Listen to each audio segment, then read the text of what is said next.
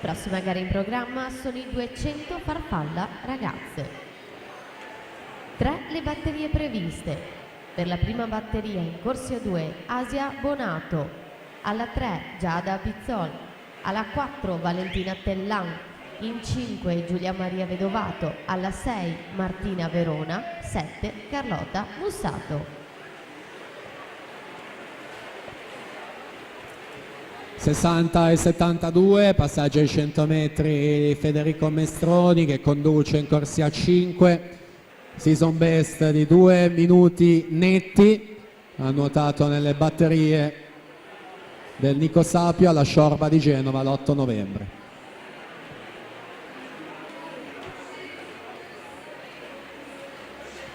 Mestroni Arca Team, 150 metri 31 e 25, Pignaton Gymnasium Pordenone 32,59, quindi in corsia 6 Leonardo Ricci, Sport Village Pesaro 32,75, Marco Biscaglia Rinascita Team Romagna alla 3, 33,17.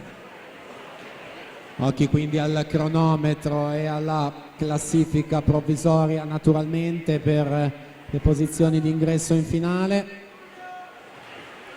Federico Mestroni 2,4,65 è il miglior tempo, Federico Pignaton 2,7,72 terzo, Leonardo Ricci 2,8,29 il quarto e quindi accede anche Biscaglia 2,8,77 il quinto tempo della classifica generale.